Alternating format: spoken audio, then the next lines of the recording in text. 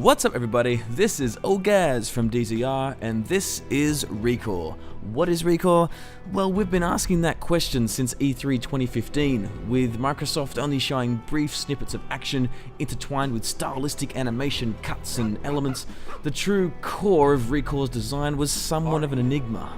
Of course, we knew one thing, that Kenji Inafune was producing, the irreverent man of Mega Man days gone by, bolstered by the crew behind Metroid Prime. And from illustration to character design to production, Inafune's charm is painted all over Recore. It's endearing, rewarding, and addictive. But this charm is also what limits the game's success. It's a lightweight arcade shooting mechanics straight from the 6th generation consoles overstay their welcome, along with a few obscure design decisions that attempt to pad out the longevity of the game. At its core, Recore is an action-adventure third-person shooter. It's got some basic RPG elements thrown into the mix. It's a futuristic utopian-turned-dystopian tale that fuses the raiding of Lara Croft, the dungeoning and Z-targeting of Zelda, and the delightfulness of Metroid, with just a hint of story from that 2013 film Oblivion, and its sci-fi influences. You might remember that visually stunning film that completely under-delivered, but don't worry, Recore does have a soul at least. And that soul stems from your character Jules' journey across Far Eden. It's a new hope for a plague-ridden Earth, and the concept of companion and enemy cores throughout. Whilst you spend much of your time double jumping and dashing with a suppressed right trigger and auto-targeting enemies like a boss, the cores allow for an interesting minigame of digital tug-of-war. When an enemy hits a low health status, you need to delicately manage a grapple hook tug on its core. Succeed, and bam, instant robot death. Satisfaction guaranteed. It's simple, but it's an addictive little game mechanic nonetheless. The game also tries hard to endear you to your characters as best it can through puzzles requiring investigation, elusiveness, and a bit of brute force. But with all this charm and satisfying controls and a cute robot dog companion, what could possibly go wrong?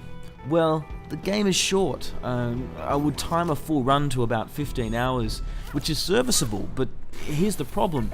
The 15 hours comprises of many instances of repetitious traversing for no apparent reason other than to slow you down and break Jill's journey for some more gathering. To go wandering in the desert for one more piece of nothing. It's moments like this that make me feel that either more content was intended or something has been cut. In its defense, Recore is not a full price title sitting at US $40, so maybe you can take solace in that fact. Unfortunately, that defense contradicts the reasoning that Microsoft's Aaron Greenberg had discussed when the price was originally listed. He said, and I quote, "We wanted to be able to give you a great AAA that gives you $60 of value, but if you aren't sure, don't let that be the barrier. We wanted you to be able to get in." Content aside, journeying for no apparent reason other than to loot is nothing new, and is downright fun in many games. But the process of looting doesn't feel like it has a purpose. It doesn't feel like it's contributing to a satisfying conclusion, and indeed that failure extends to the end game itself. It leaves you wanting more at its finale.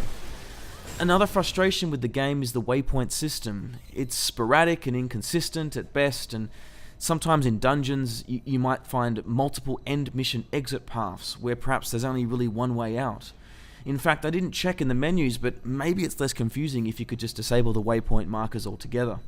To guide you through both the good and the bad of Recore, composer Chad Sita provides a tidy soundscape. Masterfully scored, it sets the scene for a utopian, hopeful, wandering dystopian reality.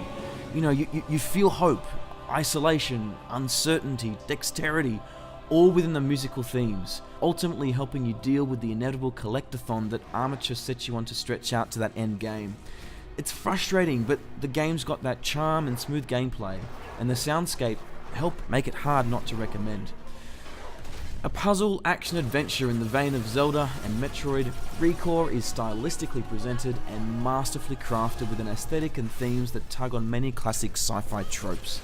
It wraps an emotional journey of a human and her robots into a multi-layered experience that is brief, has some frustrating design decisions, and in the end, it overstays its welcome.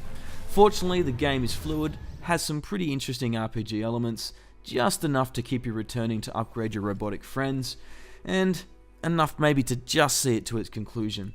With all that said, I really hope there's a sequel in the works, with more time in the oven, more content, a tighter conclusion, This modern take on an aging PS2 era design could be a real gem of a game. As it stands, the game is still definitely worth a look. I am Orgaz, this is DZR. For a written review of Recore, check out duckzone.report.com for more news, views and reviews. And we'll see you next time.